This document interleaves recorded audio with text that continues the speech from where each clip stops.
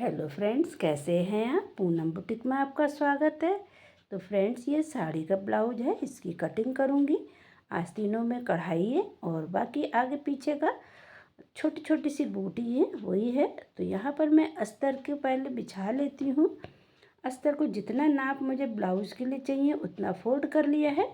तो ये देखिए, डबल है कपड़ा। लंबाई इसके ब्लाउज़ की है 13 इंच की।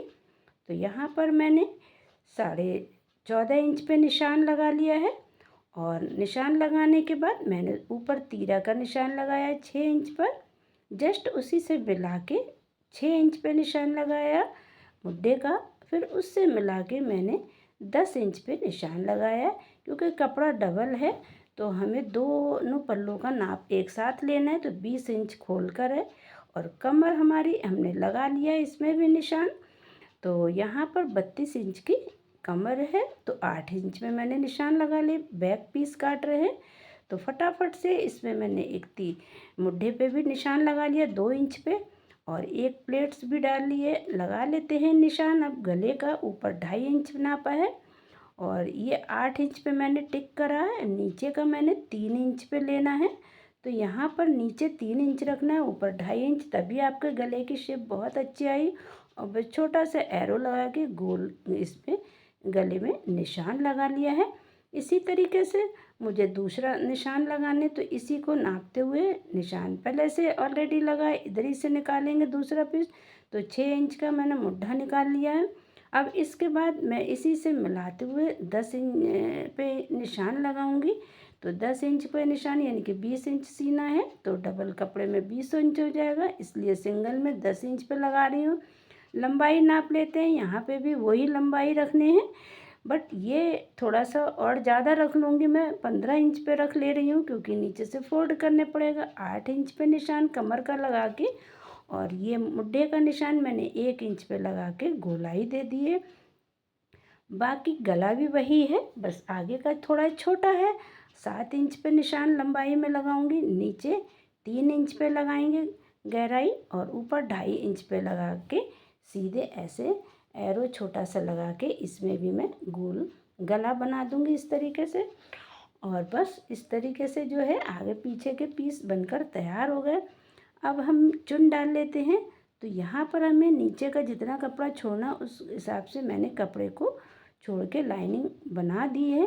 एक पीस जब पीछे का हो गया और आगे का मैंने बाद में निकाला, तो इस तरीके से हम कटिंग कर लेंगे। और फिर बाद में कटिंग करने के बाद इसमें हम आगे के पीस में भी निशान लगाएंगे। चुन जो डालते हैं उसके भी निशान हमें लगाने। तो ये देखिए, और मार्जिन देते हुए जो जितना हमें मार्जिन रखना है उस हिसाब से मार्जिन रखते हुए और इसकी हम अच्छे से कटिंग कर लेंगे।